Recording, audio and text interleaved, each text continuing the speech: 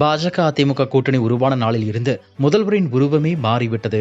திமுகவினர் ஒரு பதற்றத்தில் இருக்கின்றனர் என்று நெல்லையில் செய்தியாளர்களிடம் பேசிய பாஜக மாநில தலைவர் நயினா நாகேந்திரன் தெரிவித்துள்ளார்.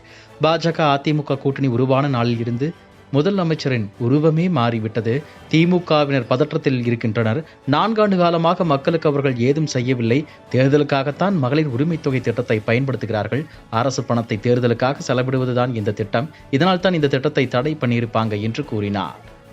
அரசியலில் மாநில தலைவர் பதவி வெங்காயம் போலத்தான் உரிக்க ஒன்றும் இருக்காது என்று பாஜக மாநில முன்னாள் தலைவர் அண்ணாமலை தெரிவித்துள்ளார். சென்னை விமான நிலையத்தில் செய்தியாளர்களை சந்தித்த அவர், அஜித்குமாரை கைது செய்த காவல்துறையினரே வாகனத்தின் நம்பர் பிளேட்டை மாற்றியிருப்பது சிபிஐ விசாரணையில் தெரிய வருகிறது. சிபிஐ விசாரணையை வைத்து பார்த்தால் அரசை தவறு செய்திருப்பதாக தெரிகிறது. சிஸ்டத்தை காப்பாற்ற வேண்டிய அதிகாரிகளே தவறு செய்கிறார்கள். தொடர்ந்து பாஜக தேசிய பொதுச் செயலாளர் பதவி உங்களுக்கு தர வாய்ப்பு இருக்கிறதா என செய்தியாளர்கள் கேள்வி எழுப்பிய நிலையில், பதவியை நோக்கி நான் சென்றதில்லை. மாநில தலைவர் பதவியை வெங்காயம் போலத்தான் உரிக்க ஒன்றுமில்லை. நான் எந்த பதவிக்கும் ஆசைப்படவில்லை என்றார். தொடர்ந்து கோவையில் தொடங்கிய எடப்பாடி பழனிசாமியின் சுற்றுப்பயணத்தில் ஏன் கலந்து கொள்ளவில்லை என்ற கேள்விக்கு, கட்சியின் சார்பாக பாஜக மாநில தலைவரும் மத்திய இணையமைச்சரும் கலந்து கொண்ட போது நான் இதற்காக கலந்து கொள்ள வேண்டும் என்றார். சிவகாசி ஆண்டியாபுரத்தில் வெடிவிபத்து ஏற்பட்ட பட்டாசாலையின் உரிமம் தற்காலிகமாக ரத்து செய்யப்பட்டுள்ளது. பட்டாசாலையில் ஏற்பட்ட பயங்கர வெடிவிபத்தில் 4 பேர் உயிரிழந்தனர். சுமார் 10 அறைகள் தரைமட்டமானது. பட்டாசாலை விபத்தை தொடர்ந்து உரிமத்தை தற்காலிகமாக ரத்து செய்து நடவடிக்கை எடுத்துள்ளனர்.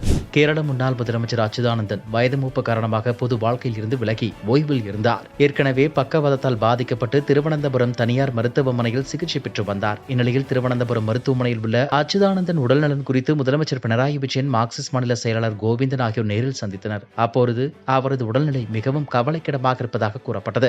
கடந்த சில மணி நேரங்களாக அவரது ரத்த அழுத்தத்தில் மாற்றம் ஏற்பட்ட நிலையில் அச்சுதானந்தன் நேற்று மாலை காலமானார். முன்னாள் முதலமைச்சர் ஓ பன்னீர்செல்வத்தின் அதிமுக உரிமை மீட்பு குழு சார்பில் காஞ்சிபுரம் அடுத்த குறுக்குப்பேட்டை பகுதியில் உள்ள தனியார் திருமண மண்டபத்தில் மாவட்ட செயல் வீரர்கள் கூட்டம் நடைபெற்றது.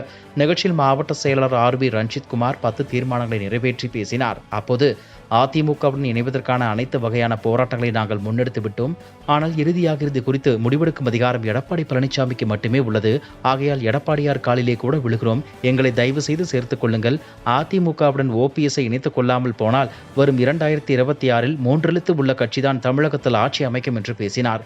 கூட்டத்தில் தாவேகா குறித்து பேசிய ரஞ்சித்குமார், அதனைத் தொடர்ந்து 3 எழுத்து கட்சி ஆட்சி அமைக்கும் என்று சூசகமாக பேசியது கூட்டத்தில் பரபரப்பை ஏற்படுத்தியது. அதிமுக அமைப்பு செயலாளரும் முன்னாள் எம்பியுமான அன்பர் ராஜா கட்சியில் இருந்து நீக்கப்பட்டுள்ளார். அதிமுகவின் அனைத்து உறுப்பினர் உட்பட அனைத்து பொறுப்புகளில் இருந்தும் அன்பர் ராஜா நீக்கப்பட்டுள்ளார். 2019 அதிமுக பாஜக கூட்டணி குறித்து அன்பர் ராஜா பல்வேறு கருத்துக்களை தெரிவித்து வருகிறார். பாஜகவுடன் அதிமுக மீண்டும் கூட்டணி வைத்ததால் அன்பர் ராஜா அதிருப்தி வெளிப்படுத்தியிருந்தார். தமிழகத்தில் ஒருபோதும் பாஜக கால் ஊன்ற முடியாது என்று அண்மையில் அன்பர் ராஜா பேட்டியளித்தார். அவரது பேட்டி அதிமுக பாஜக கூட்டணியில் சலசலப்பை ஏற்படுத்தியது என்பது குறிப்பிடத்தக்கது. பின்னர் சென்னையில் உள்ள திமுகவின் தலைமை அலுவலகத்திற்கு வந்த அன்பர் ராஜா முதலமைச்சர் ஸ்டாலின் முன்னிலையில் அக்கட்சியில் இணைந்தார். அவர் முதல்வர் ஸ்டாலினை சந்தித்து பேசினார். தமிழகத்தில் இதுவரை இடிந்து விழுந்த அரசு பள்ளி கட்டடங்கள் கட்டிய ஒப்பந்ததாரர்கள் யார், அவர்கள் மீது திமுக அரசு எடுத்த நடவடிக்கை என்ன என்பதை பொதுமக்களுக்கு வெளிப்படையாக தெரிவிக்க வேண்டும் என்று பாஜக மாநில முன்னாள் தலைவர் அண்ணாமலை வலியுறுத்தியுள்ளார். கோபிச்செட்டிப்பாளையம் அருகே உள்ள கூகலூர் ஊராட்சி ஒன்றிய நடுநிலைப்பள்ளி கட்டடத்தின் மேற்கூரை இடிந்து விழுந்திருக்கிறது. விடுமுறை தினம் என்பதால் வகுப்பறையில் மாணவர்களோ ஆசிரியர்களோ இல்லாமல் அதிர்ஷ்டவசமாக பெரும் விபத்து தவிர்க்கப்பட்டிருக்கிறது. தமிழகம் முழுவதுமே அரசு பள்ளி கட்டடங்களின் மேற்கூரை இடிந்து விழுவது தினசரி செய்தியாக இருக்கிறது. பள்ளி குழந்தைகளுக்கான கட்டடங்கள் கட்டுவதில் கூட திமுக அரசு இத்தனை அலட்சியமாக செயல்படுவதை சற்றும் ஏற்றுக்கொள்ள முடியாது. ஏழை எளிய குடும்ப பின்னணியில் இருந்த அரசு பள்ளிகளில் பயில வரும் குழந்தைகள் உயிர் திமுக அரசுக்கு அத்தனை இலக்காரமாக போய்விட்டதா? கடந்த 4 ஆண்டுகளில் திமுக அரசு எந்தெந்த மாவட்டங்களில் புதிய பள்ளி கட்டடங்கள் கட்டியுள்ளன என்று ஏற்கனவே கேள்வி எழுப்பியிருந்தோம். அதற்கு ஒவ்வொரு தொகுதி சட்டமன்ற உறுப்பினருக்கும் கடிதம் எழுதி நாடகம் அடியதோடு நிறுத்திக் கொண்டார் உதயநிதி ரசிகர் மன்ற தலைவரான பள்ளி கல்வித்துறை அமைச்சர். மேலும் கடந்த 4 ஆண்டுகளில் திமுக அரசு கட்டிய கட்டடங்கள் அனைத்தையுமே தர உறுதி பரிசோதனை உள்ளாக்குவது அனைத்து தரப்பு மக்களுக்குமே நல்லது என்று அவர் குறிப்பிட்டுள்ளார்.